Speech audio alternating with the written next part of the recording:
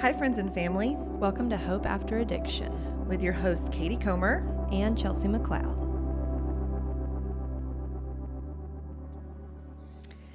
Welcome to Hope After Addiction. We are so excited that you're joining us here today because we have something so fun. Yes. We have John McLeod. Welcome, John. John is Chelsea's thanks, man. husband. AKA Darlin. He's darling to her because I found that out That's just a right. minute ago. He called and she was getting ready for something and he popped up as darling and I answered, "Hey, darling, how are you?" Now, what is she in your phone? Today she's Chelsea, but it hasn't always been that. Actually, she's Little Mama. I was saying, I forgot it did change. Oh, well, you said something It too. was Honey Pot for years, and now it's Lil Mama, and I call him Lil Daddy. Yeah. Oh. Let It's her cute. Big Daddy. No, she won't let me call her Big Mama. So Yeah, That's she can right. call that's a me little Dad. tricky. Yeah. John, come on now. Don't ever. Well, we are very excited that you are our very first guest on the podcast. Yes. So I hope you feel special because you are. And Yeah, we're well, it's an honor. I appreciate it. We're excited just to kind of dig in a little bit about y'all's story and your testimony. I know we've heard your testimony from your perspective, and they've come up with a few questions that we hope will be an encouragement to you all listening. Because we've actually we were talking about this on a little bit ago, but we've gotten some messages about just how Chelsea's story has really resonated with some of the viewers. Some of the listeners. So we're excited to have her other half to kind of come alongside of her and answer some of these questions that maybe even you had when listening to her testimony. So the first question that I have is, what is the best thing, John, that Chelsea ever did in the realm of getting you help? What was one thing or maybe several things, the best thing that she did in that? I think the most important thing that Chelsea did was expose me, and to where I was able to manipulate, um, many different people. She brought into the light how serious my issue was, and she exposed it. And so basically, what she did was get everybody on the same page, and I was hit. I mean, at that point, I lost control. Mm-hmm. Because if I couldn't get it from her, then I could go get it from my mom or go get it from a friend or a neighbor or whoever. And when I say get it, whatever it was that was going to enable me to behave, to actively use or whatever it was. I mean, because it could have been borrowing money.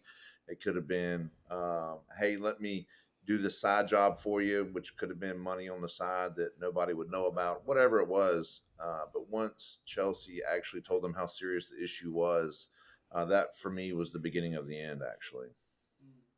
Yeah, we even talked about it in our last episode about one of the biggest things is do whatever you can to make it super hard for your loved one to stay in the addiction. Mhm. And one of the big things is, like you said, I think it's so great, is just exposing them or not letting them lie to you anymore, Yes. essentially. Yeah, bring it Yeah. out. And y'all, he was so mad at me. I mean, so I mad was at me. fighting mad. Yeah, but it was the best thing for both of us. So when you said Sure. exposed you, like to your family, is that what you're saying? Like, Really, to his mom. I Oh, think to that was his the mom. biggest thing because Okay. he would run between she and I. And so once his mom got on the same page and put her foot down, that's when everything started to change. yeah. Yeah, I think that's super important. Do whatever we always say, and I feel like we say it in every episode, honestly, but it's so important. Do whatever you can to make it super hard for your loved one to live in that addiction.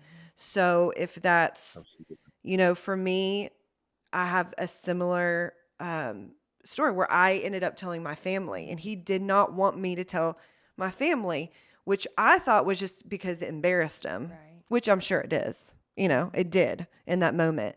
But I think more so, he wasn't able to hide behind that and kind of manipulate me in that, right? Yeah. And I think that is like that for a lot Yeah. of people struggling. They want to be able to like kind of weave the web, if you will. Oh yeah. Yeah. And it's all brought to light. So good job, Chelsea. Yeah, and even today, Thanks. yeah, and even today, whenever I'm on the phone, because you guys know that I answer the phone for S2L and coordinate getting guys who are Yeah. struggling in addiction this way. That's part of the way that I minister to those families is trying to get everybody on the same page, because it's the old, I mean, it's the childlike behaviors where if I can't get it from mom, I'm gonna go get it from dad. Mm-hmm. And if Mm. mom and dad are on the same page, then if mom's no is no, then dad's no is not going to be no. Mm. And so it's the same. It's the same thing today. When I'm ministering to others, I'm able to use that to help those families get on the same page to where that person basically loses that manipulation control. And Yeah. and understand that once that starts happening and everybody gets on the same page, they will try every door. They will try the back door, the windows. I say that theoretically, but they will try every route when they start losing that control. Just stand your ground. Yeah. Yeah, it was a Expose good them one. as uncomfortable it is as it is. So Yes. that's good. Yep. How has your environment changed since getting out of the program? How has your environment changed? I lived actually on campus for almost a year. I think it was a little over 10 months, going from a student to an intern to staff. And as far as environment changing, we went as far as moving away from, the local area where I was born and raised, and, basically rehoming here in Tennessee. Um, but Chelsea and I always say when we're ministering to others is that environment wins 99% of the time, every time, and so you have to create a new norm in order to get away from some of those old habits that may have been easy for you to, um, you know, play your games or enable you or however you want to say it, and just removing yourself from that. It's a fight, and you have to. Um, you have to change everything, Yeah. and so as far as environment goes, one of the things Chelsea and I were talking about, and you have to remind me, Chelsea, what was it uh, we were talking about with the environment side of it that was a big one? Sunday boat And it rides. was, yeah, I mean, we did, and I think that she even may have a picture of that, but there's a picture of me being about 100 pounds less than I am now, and I had I saw a it. joint hanging out of my mouth, John, and yeah. Budweiser in my hand. Yeah. Uh, I saw it. Yeah. yeah. That's wild. Doesn't even look like And him. uh, No. and if I can remember correctly, those were our Sundays. And we would get in the boat mid-morning Sunday, and we weren't doing the church thing, or at least I wasn't. And now our Sundays are consumed with church and serving and teaching and leading and doing those different things. Yeah, and I think Um, the other big thing we talked about was family environments that we were talking Yeah, about. that's a huge one. Yeah. Family environment. So it's just like somebody coming through the S2L, and not everybody has to go through a program and separate themselves from the world in order to do it. It really messed with my ego and my pride to have to separate myself from the world into a safe environment like S2L. But what it also did was brought me to a place of full submission, because the Lord knew that if I didn't find myself in a safe place like S2L, and there's any part of me that could have done it on my own, I would not have leaned on the Lord wholeheartedly. Right. So for me, it was separating myself from the world. Again, not everybody has to do that, but most of us do because of the lack of self control. And, whenever I'm ministering to the families on the phone, you can bring somebody here for a year. You can bring somebody here for 2 years, put them in a safe environment like S2L. But if nothing changes at home, if the people that they're surrounding themselves with at home doesn't change, they don't stand a chance. Yeah. And it's just like Chelsea, she would drink, I'm gonna tell on her, but she would drink her wine and, come home after a long day of work and have a glass of wine or whatever it was. And I remember the first program I left, she wasn't doing that anymore. Yeah. And all the alcohol had been removed out of the house. And at the time, I would have Yeah. told you I didn't have an issue with alcohol. And for Chelsea to remove that out of the home, she was making those sacrifices to make sure that I was able to continue building that foundation on solid ground. And, the Bible talks about, causing your brother to stumble, like Yeah. that being a sin, right? And so she changed her life in order to meet me where I was so that I could continue down the right road, the right path in the sanctification process of building that foundation for sure.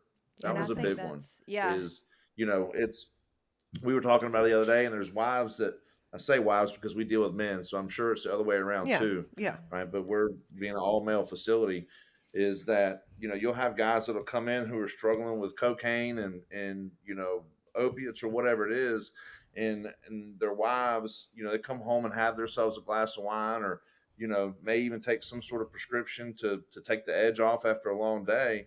And if their loved one comes home and the person who's been at home, who has the self-control, is sitting there drinking their glass of wine, telling the husband, hey, you can't be doing this, you can't, you can't do that, while they're over there partaking in something else, it's only a matter of time before that person ends up folding, right? Because again, the environment wins 99% of the time, every time.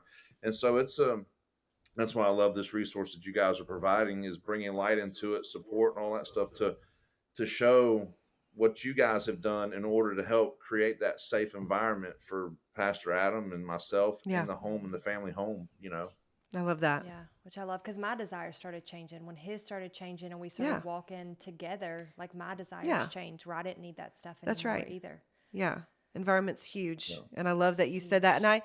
And I love that you offer such a different perspective with being in charge of the intake, because you see it so much and see it, and it's repetitive. And so it's good that you are able to share that side of it, saying, hey, to the families that are calling too, with the whole thing of being on the same page with other family members, his environment needs to change, all that stuff. It's everybody's dealing with it in the same. So I love that. For sure. This is a big one. Okay, you ready? How did you guys regain trust? Woo! The ding, ding, ding. Excuse me. Yeah, for us, it was hard. For me, it was hard. It was hard to be under Chelsea's thumb. I mean, there was times where the location became an idol. There was times where the bank account became an idol, to where, Chelsea was just constantly looking at those things. And, I couldn't deviate in any way, shape, or form from the plan, or I was going to be interrogated. Yeah. And that was hard. And, I've always wanted to get on the right side of this thing. I've always wanted to be done with the addiction and not be addicted, dependent on substance and those different things. And it all comes, it comes with lust, it comes with pornography, it comes with bondage of anything, right? And, Chelsea, when Chelsea, and then we've done the counseling, done the marriage counseling, we've got mentors in our lives that mentor separately and together. I think that's vital, to have good, godly people in your life that can speak into those things to help give you direction, because there's times that I was right, and there was times that Chelsea was right, and there was times I was wrong, and there was times that Chelsea was wrong, and we need to be able to identify those things. Yeah. And when it came to the trust, I think what really turned the corner for us was when Chelsea stopped coming at me, and I had to change my perspective inside of this, because I was looking at her like she was coming to me as my authority and my accountability, and that's not biblical, right? So I had to make sure there was people in my life that could hold me accountable and that were my authority, but I also had to be transparent and considerate of Chelsea and the way she felt. I had to be vulnerable. I had to show her that I was doing it. So I can tell if she was looking at me in a way that she thought I was using, right? And if she looked at me in that certain way, I'd say, babe, let's go take a drug test. Yeah. Right? And she wasn't having to ask me for it, because I could tell when she was looking at me in a certain way that she had her doubts. Right. And so, hey, babe, let's go take a drug test. Or if I did have cash, which didn't happen very often, or whatever I did, I brought home receipts, and that was to show her, hey, babe, I'm doing this right. I'm all in. I'm fighting the right way. And I just want you to know that. And if Chelsea felt like I was off in any way, then she could talk to Pastor, who was my mentor and still is, and say, hey, you may want to talk to John about this or talk to John about that. And that then he could come to me and approach me in a way as my authority. I remember the last time that I had a relapse. It was on, it ended up being fentanyl. It almost killed me. And I can remember sitting down with Pastor Jeff and talking to him about that. And, one of the things he wanted to do was start a Bible plan with me and us do it together. And I ended up telling him that I wasn't going to share it with him and that I wasn't going to, because I didn't want to wake up every day and do it for him, But what I did do was I gave him permission to come look in my phone anytime he wanted to make sure that I was on track with that Bible plan or whatever that was. And I ended up through the Bible twice in like less than 2 years through that. Yeah. But it was because I was doing it for me and my relationship with Christ. I wasn't getting up and doing it because I wanted him to see that I was doing it that morning and getting through that Bible plan, So I think that the trust really came back whenever I stopped looking at Chelsea as my authority and looking at her as my spouse and somebody that I respected. And I wanted her to have a clear conscience. I wanted her to have a clear, just that peace, that sense of peace that hey, John is doing this thing and he's giving it his all. And there's times I would screw up, but when I would, I'd bring it to her instead of her having to catch me or whatever that looked like. Yeah. Funny story. We've talked about sharing this. So why don't you share our finding out we were pregnant with Jasper story? So usually tell in the mornings, or the way I slept would be if I was twitching the right way or if I was, my sleep apnea got super bad or whatever. She could tell if I was using by the way I slept more than anything. Oh, wow. And so it was one morning, I could go back and think of what time of the year it was, but she was on top of me when I woke up and I'm like, not physically. Give me some space. I was like, here. John. Well, I mean, she was like, it was that. She was, yeah. Her energy was different. Yeah. Right. And so right. I could tell that, it wasn't like it was off and it was not okay or whatever it was. So I'm still sleeping. I'm still pretty much, 85% asleep. And I go into the bathroom there and she meets me with a panel, like a drug test panel, And so I'm thinking that she's actually asking me for a drug test. Now, again, I'm not really awake, And so she's got this panel in her hand and she's in the bathroom there. And I'm thinking that she wants me to take a drug test, which is, would be a urinalysis, like where I go and I basically pee in a cup. And he's like, no, look at it. And I'm like looking at it. It's like a single panel. And usually they're like an 87 panel, which is usually like a 12, 16 panel, which tests for everything under the sun. Yeah. And I looked at it and finally I could tell that it was a drug test. And so she had to walk me through it a little bit, but that was how she told me. It was a pregnancy test, not a drug test. What did I say? Drug test? Yeah. Yes. You thought it was a drug test, but it was. Yeah, it was a pregnancy test, and she explained it to me, and that was how I found out she was pregnant with Jasper. Was thinking that I was about to get a drug test. Funny story. Only people in our journey would understand that story. You're like, I got it. I'll pee. Give me the cup. Like, no, it's a pregnancy test. We're pregnant. Oh, what? And that then is the tears so. flowed. He woke up real it was quick pretty after comical that. once we realized. Yeah. That is. We laugh about that today. So funny. Mm-hmm. Yeah, trust is really, really. It's a big one. So I was curious to know how you're going to answer that, and I think it's important. Something that I like to tell women specifically that I talk to, whether it be the mom or the wife or whoever, but this also goes for men too. If your wives are struggling with addiction, there has to be a time that you allow them to regain the trust. Like you have to be willing to, because so many times when I'm talking to somebody, they're like, well, I'm just never going to trust them again. Yeah. I'm never going to, I mean, and I get that. You get there. Yeah. Everybody on the journey gets there. I don't know how I'm ever going to trust them again. Mm-hmm. And that's like a whole episode. Right. But, for John, it was important for you, for you too, that there was a time in y'all's relationship that she said, you know what, I'm going to trust you. Yeah. Like I'm going to allow this in my heart to trust you. And I think that's important too. So I think that's Yeah. great. Yeah. Yeah. It's a big one. At the end of the day, if I want to go get high, I'm going to go get high. Right. There's nothing that you can do to stop me. Right. And You I know, had and to so learn at some that. point, you have to give me enough slack in the rope so that I can That's hang right. myself. You do. You And I know, think and that's a respectfully way of saying it. Like, Chelsea was killing herself at one point trying to see if I was doing what I was supposed to be doing, Yeah. and I could see it just tearing her apart. And Yeah. you know, that was rough. That was rough for me because I had put her in that position. You Right. know, And and acknowledging that I too. had a Yeah. lot of there was a Yeah. lot of shame and guilt that came with it. Yeah. You know, which was lies of the enemy. But it was one of those things where it was like, hey, we're either going to get through this or we're not. And I'm not saying early on. I mean, there has to be high accountability in Sure. the beginning. You have to expose yourself. I mean, I would tell Chelsea, you know, hey, if you see where go look at the phone records. And if you see where I've called somebody 15 times in the last 10 minutes, I'm probably trying to figure out where to meet the dope man, Yeah. you know? Or if you've seen where I've gone to Tractor Supply and gotten cash back 5 days this week, and not cash back because it doesn't show you on the statement that it's cash back. But if I've been to Tractor Supply 5 times this week, I'm probably buying a pack of gum and getting $25, $30, $45 back, Yeah. you know, and that's how I'm going and getting, you know, my drugs, Warning you know? signs. Yeah. Yeah. And so I would expose those things, Yeah. you know, To where her. Chelsea Yeah. would, I'd give her direction like, hey, if you see this happening, yeah, there needs to be an eyebrow raised, Yeah. you know? Which was huge. Yeah. Yeah. Exactly.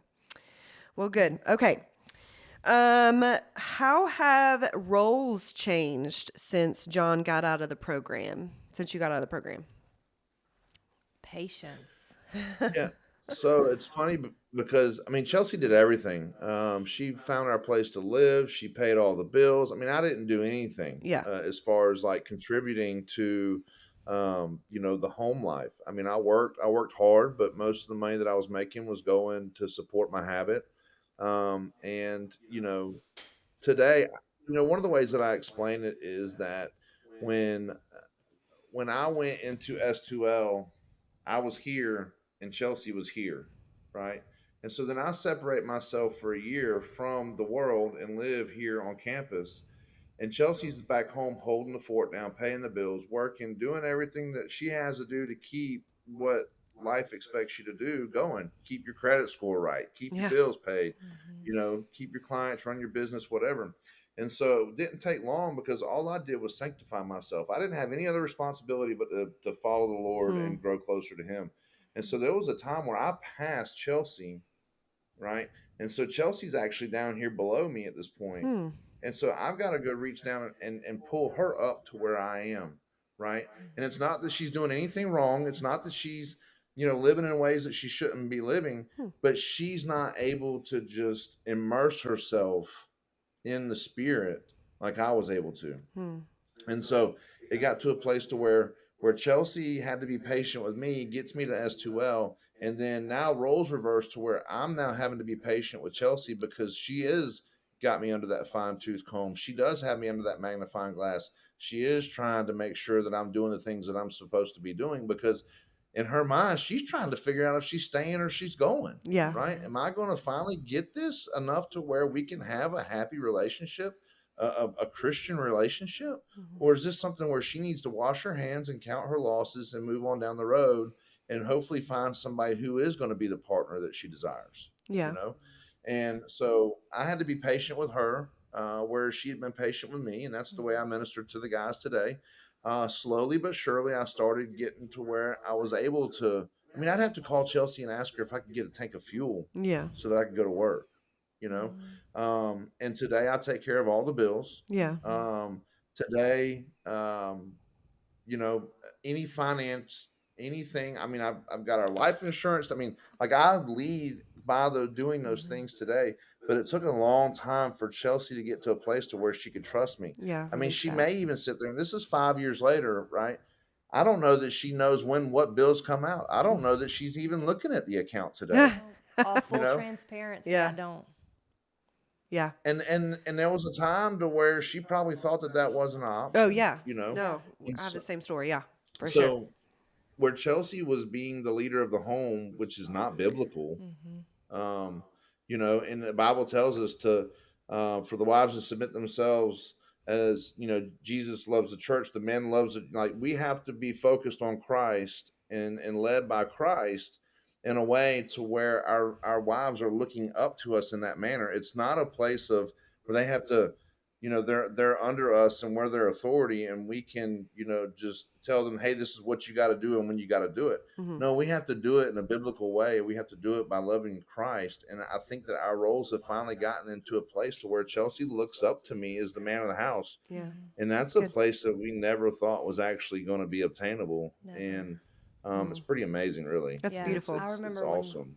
when we were, I guess I was probably 7 months pregnant, and we were sitting at a restaurant in Murfreesboro, just talking about like me welcoming Jasper and like what Yeah. our roles were going to look like. And I just remember him telling me that he said, I will do whatever it takes where you don't have to work full time. Oh. Yeah. And I just started crying at the Yeah. restaurant because I had taken care of him for so long, and for him to give that greatest desire to be Yeah. able to take care of Jasper I love was that. huge, because like he was taking care of me in this season where I could raise our son. He's like, I want you to have that with him and to Yeah. raise our son in that way. And you know, I never thought that we would ever get to see that, because I was always the one. And so that was a pivotal moment for us, because he's like, I will do whatever it takes for you to have that. So it was huge. I love that. Good. All right, final question. If you had to tell couples one thing about this journey of recovery, what would it be? No pressure. One thing. No, I know exactly what it is. I'm trying to say it without getting emotional. Oh, okay. It's to fight. And it's to fight with everything you have. Because you know you there's a veil, there's a mask, you're clouded, you're not able to see clearly. And I know for a fact that my life is better today than I could have ever imagined. I struggled with addiction for 16 years. I took my first pill when I was in the 10th grade. And it even caused me issues then. And, you know, here I am at 38 years old, and, you know, and I don't struggle with nicotine. I don't struggle with alcohol. I don't struggle with pornography. I don't struggle with any of these things that used to have a grip on me. And I don't have to, I can remember I used to travel for work big time as a professional hunting and fishing guide. And I would go spend months in the Bahamas at a time. And I would have to go and try and get enough of whatever substance I was dependent on at the time to get me through those 2 or 3 months. And as somebody who struggles with self-control and addiction, I can guarantee you that not one time did the supply that I got last me the entire time I was out of town. Yeah. Right. And I'd be out in the first week, you know, and today I don't have to, well, I got to get a hold of this person, or do I have enough money to get me, my vacation money would be spent before I ever even got on the airplane, because I had to spend the money on whatever it was that I needed to comfortably get out of town, you know. And the fight in the right way and the fight in the Lord, it's a fight. And that's been kind of my word this year, is fight. And, you know, we have to continue sanctifying ourselves. We have to continue building that foundation. We have to continue drawing closer to the Lord. And that's what sanctification is an ongoing process that's never finished. We can never be as close to the Lord as we possibly can while we're here on this earth. And so there's always room for growth. And I think that that's where the freedom comes from. We don't plateau out anywhere. We don't have to identify ourselves as anything that puts us in a place of bondage. And when I was able to start believing that, that's when that fight started. And the sky's the limit. There is no limit, right? And so fighting is it. Fighting. Chelsea and I, it's so easy to just remove yourself from whatever it is when you find yourself in an emotion that you don't want to navigate through. And you can go scroll Facebook, or you can go get lost in YouTube videos, or you can go to whatever. And that's the stuff that easily consumes us today, where before it was, I used to subconsciously come home and pick a fight so I could leave and go get high. And there'd be nothing wrong. I would just come home and I mean, find something to fuss about to where I'm just done here. I'm just done. I'm leaving, you know. But the reality of it is I just wanted to go meet the dope man, Yeah. you know, because he couldn't get to me in time before I had to go home, right? And you know, it's one of those things now where Chelsea and I we talk through those things, and yeah, we have heated conversations, and yeah, we have our struggles, but today we're able to talk about those things. I mean, we had a moment just a few weeks ago. We were going to, you know, do a memorial for a grandfather, and who was probably the first most godly man I've ever met in my life. He passed away last March, and it's been a struggle doing life without him, because he was always there for us and he was unbiased. Yeah. And you know, we were going to do his memorial, and I was struggling. I just woke up that day just picking everything apart, everything. But I'm able to recognize that today, and I'm able to navigate through those things. And Chelsea can come and say, "Hey, what's wrong?" And I may not be ready to tell her, "Hey, this is what's wrong right now," because I haven't navigated through those emotions, and all I'm going to do is get upset, and it's going to cause a big fight. At least today I have enough sense to go to the Lord and say, "Hey, babe, just give me a few minutes. I'm working through some things. Give me a few minutes." And the codependency is not there at a place to where it's, "Well, you got to tell me what's wrong. You got to tell me right now what's wrong." Right. She gives me that space. And then I'm able to actually, down the road, I've worked through it. And I say, "Hey, babe, I don't know what was going on this morning, but I know that I was picking everything apart, you know."